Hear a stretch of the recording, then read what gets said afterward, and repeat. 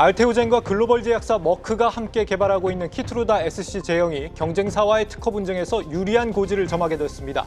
경쟁사 특허를 무효로 돌릴 수 있는 심판 청구를 미국 특허청이 받아들여 두 번째 심리가 진행 중인 것으로 나타났습니다.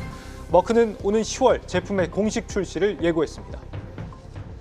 네, 바이오업계에 출입하는 이서우 기자와 알아봅니다.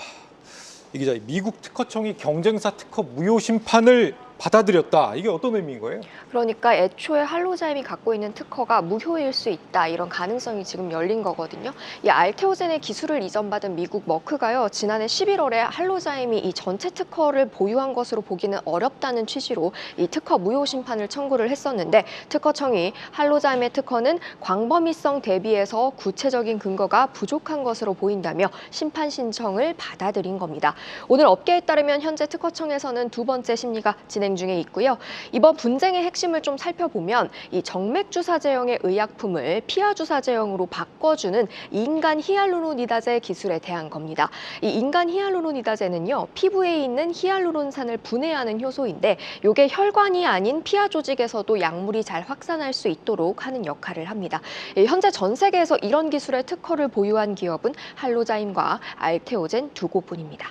네, 이 특허 심판이 개시가 된다는 것이 키트루다 SC 제형의 상용화 속도가 빨라지는 것이다. 이렇게도 연결을 지어서 생각해 볼 수 있습니까? 네, 할로자임이 이제 너네가 특허 침해하지 않았느냐라고 이제 소송을 걸었는데 여기에 머크가 맞소송을 걸었지 않습니까? 너네 특허 애초에 무효일 수 있어라는 가능성을 제기를 한 거고 예. 이렇게 되면 이 소송이 끝날 때까지는 이 키트루다 피하주사 제품 출시가 좀 일정의 그 영향이 없을 거란 그런 관측인 겁니다. 그러니까 머크는 전 세계 1위 면역 항암제 키트루다를 보유하고 있는데요. 이제 요게 알테오젠 기술이 더 들어가는 겁니다. 그런데 이 알테오젠이요, 그 키트루다 SC를 개발하는 과정에서 할로자임의 특허를 침해했다고 이제 할로자임이 소송을 제기를 한 건데 만약에 이렇게 된다면 사실은 머크에서도 키트루다 SC 출시 일정이 늦어질 수 있는 가능성이 있었거든요. 그런데 네. 이번 이제 무효 심판 개시로 인해서 이 가능성이 좀 사라진 겁니다. 여기 이제 알테오젠의 주장은 뭐냐면요. 할로자임은 이제 사용된 물질을 좀 살펴보면 인간 히알루로니다제 효소를 활용을 했고 알테오젠은 이 효소를 변형, 개량을 해서 자체 효소를 만들었거든요. 그렇기 때문에 알테오젠은 우리는 독자적으로 이 기술을 개발을 했고 여기에 사용된 염기서열 또한 할로자임의 특허에 포함되어 있지 않다는 그런 주장입니다. 머크가 제기한 이 할로자임의 특허 무효를 위한 행정심판이 시작이 되면서요. 미국 법원이 판단을 유보할 수밖에 없게 됐고요. 이 머크는 예정대로 키트루다 피하 주사를 오는 9월까지 식품의약국 FDA 승인을 받고 10월 중에 공식 출시할 계획이라고 밝혔습니다. 네, 이 키트루다가 이미 시중에 나와 있는 상당히 영향력 있는 폐암 치료제인데 SC 제형이 출시된다는 게 의미가 큰가요? 네, 맞습니다. 요게 이제 IV 제형만 있는데요. 이걸로만 지금 지난해 약 41조 원 매출을 낸 그러니까 전 세계 1위 면역 항암제입니다. 이 모든 고형암을 대상으로 이 적응증을 인증을 받았고요. 현재까지 전 세계 약 280만 명의 환자를 치료한 그런 대단한 역사적인 항암제입니다. 이 기존의 키트루다는 의료진의 도움으로 정맥에 30분에서 2시간가량 투여해야 했지만 피하 주사가 출시가 된다면 3분 내에 자가 투여까지 가능한 점이 가장 큰 경쟁력입니다.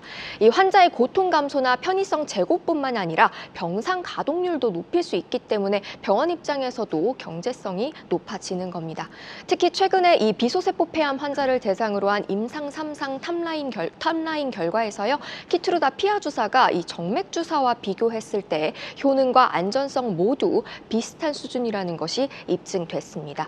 이를 통해서 이 피하 주사가 단순히 제품 라인업에 하나가 추가되는 것이 아니라 기존 정맥주사 제품을 완전히 대체할 것이란 그런 분석입니다.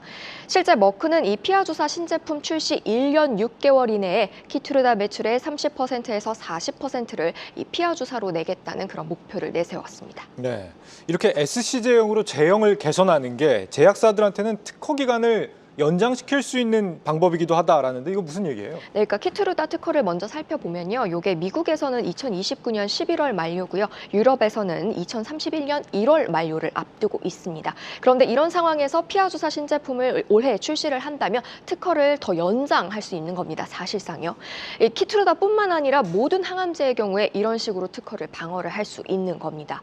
여기서 알테오젠의 경쟁력이 나오는데요. 이 바로 할로자임의 특허가 2030년에 만료되는 있는 반면에 알테오젠의 특허는 2040년에 만료된다는 점입니다.